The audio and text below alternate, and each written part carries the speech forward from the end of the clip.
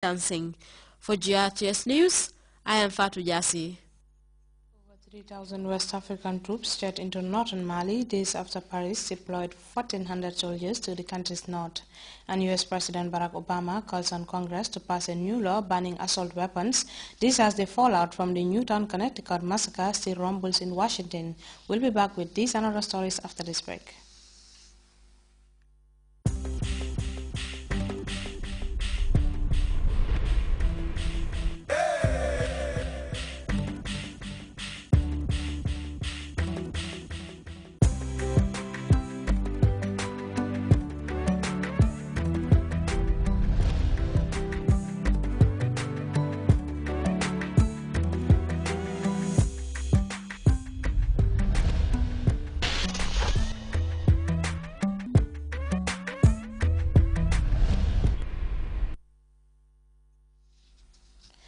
Welcome back to GRTS News. The interim president of Mali, Dioncounda Traoré, has commended the 3,300 West African troops who joined 1,400 French soldiers in Mali to flush out the Ansarudin rebellion.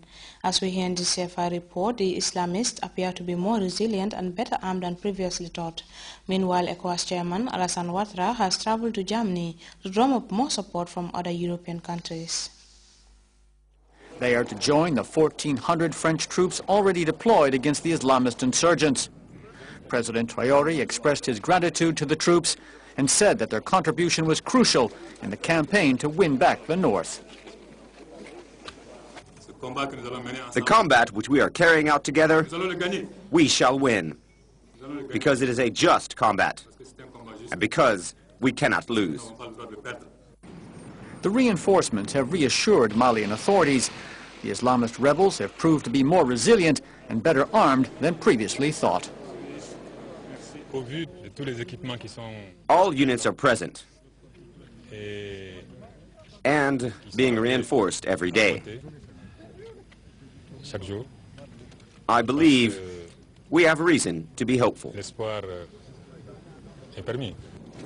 The President also welcomed the Regional Forces Chief of Staff, General Bakayoko, who will coordinate the deployment of 3,300 soldiers sent by West African countries.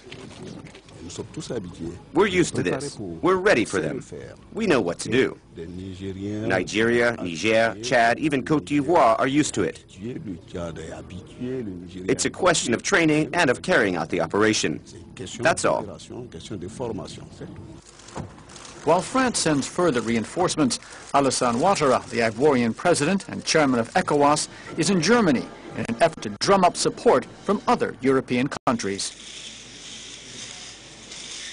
I hope that all Europeans support this mission, for we Africans support it, inasmuch as it aims to stop the terrorists from advancing towards southern Mali. EU ministers called an extraordinary meeting on Thursday. Brussels has approved a move to provide training to the Malian army. Military advisors are expected to arrive in Bamako as of mid-February.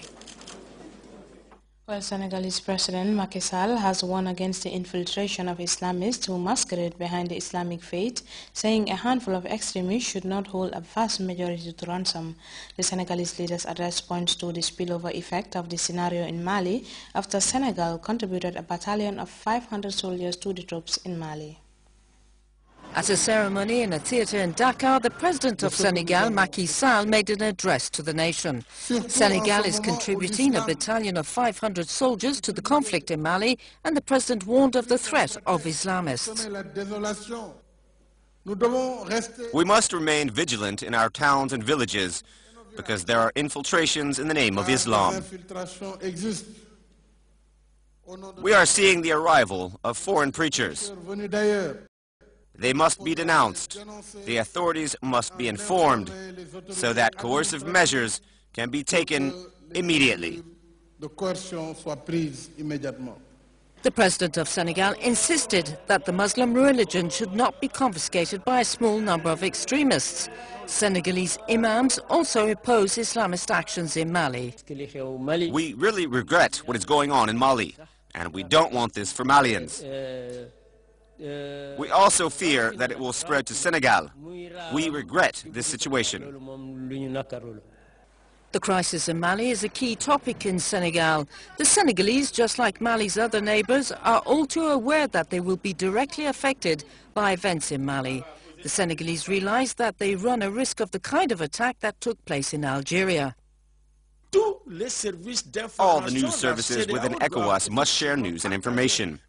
We must also share a global strategy for the safeguard of our states and security of our borders.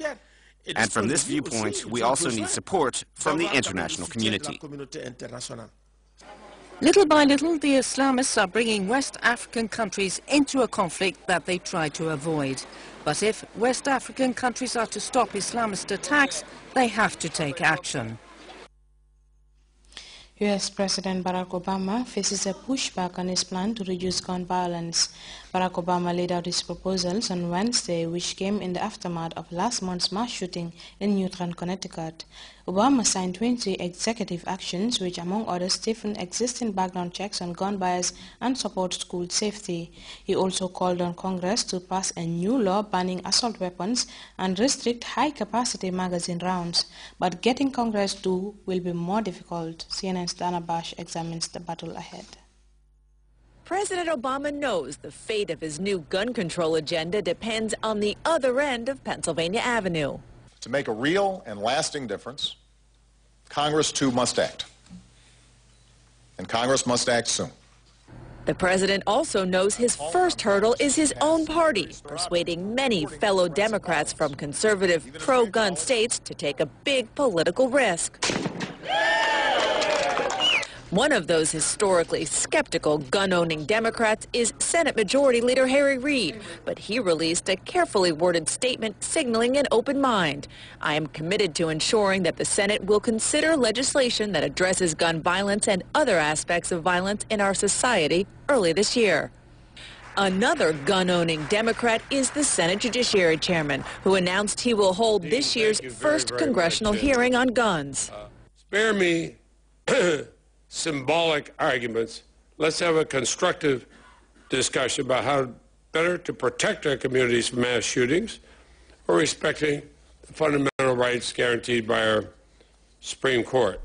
Democratic leadership sources tell CNN the president's proposals to renew the assault weapons ban and magazines with more than 10 rounds are unlikely to go anywhere. Sources say the only measure with much of a chance is universal background checks. It was no accident the president mentioned it first. As many as 40% of all gun purchases are conducted without a background check. That's not safe. That's not smart. Although Democratic aides caution discussions are just beginning, background check legislation would likely give states financial incentives to report mental health records to a federal database. Currently, only 19 states comply. And make it a prosecutable crime to sell a gun privately without a background check. The president is galvanizing Americans to pressure lawmakers. Ask your member of Congress if they support universal background checks to keep guns out of the wrong hands.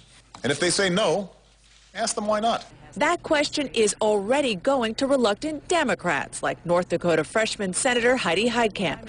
When CNN's Candy Crowley described the president's plans earlier this month, she said this. I don't think that proposal necessarily, as you've described it to me, fits the bill for me. A gun control advocacy group took out this tough ad against Heitkamp, saying, quote, "Shame on you." Democratic leadership sources tell me in order to pass anything, those gun control groups, who are traditionally Democratic allies, are going to have to engage in more of that kind of friendly fire in order to compete with the influence of the NRA and to beat back genuine concerns among many lawmakers about curbing Second Amendment rights. Dana Bash, CNN, Capitol Hill. That report there on U.S. gun control will take us to our second break. Sports is next. Stay tuned.